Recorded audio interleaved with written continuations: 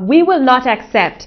7% is woefully inadequate. That's the stern warning one of the country's most powerful public sector bodies is sending to the Portia Simpson Miller administration. Teachers have flatly rejected the latest offer presented by the government. On the weekend, they indicated their clearest position to date, with an overwhelming majority voting against the wage offer. Delegates of the Jamaica Teachers Association, JTA, met on Saturday at a special conference at Jamaica College in St. Andrew, where the offer was debated and voted on. A total of 315 ballots were registered. 71 teachers were in favor of the 7% offer, while 243 teachers voted to reject the offer. There was one spoilt ballot. Addressing delegates following the vote, President of the JTA, Doran Dixon, said the teachers' position will be communicated to the Finance Ministry. He says the union will request an urgent meeting to continue negotiations.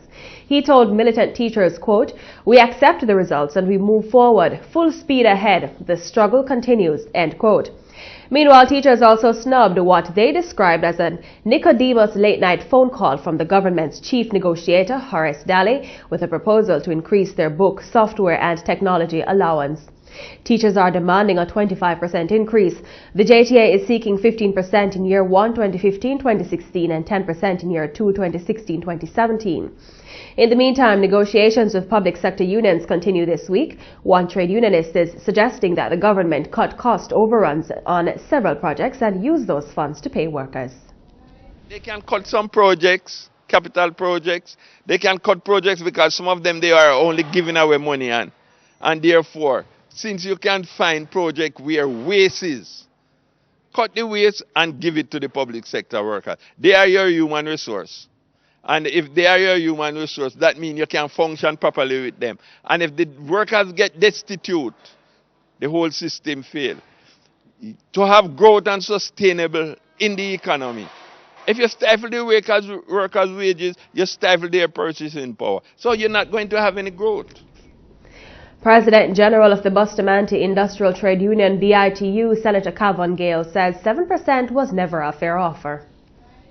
Over a number of years, the public sector workers have not attained increases and have gone through numerous wage restraints.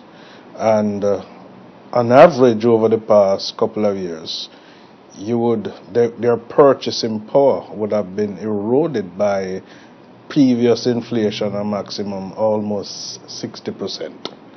We're not asking the government to restore that. What we're asking the government to do, first and foremost, is to commence paying wage increases, not what I consider the 7% only to be an adjustment in salary. So I don't consider it to be a reasonable proposal from the government for them to accept over the 2 years. Against the background also that you have a number of public sector workers that continue to make personal sacrifices in carrying through their day-to-day living for themselves and their families and the households, even just to meet the demands of coming to work to carry out the duties and functions of the government. So it's a very difficult time for public sector workers.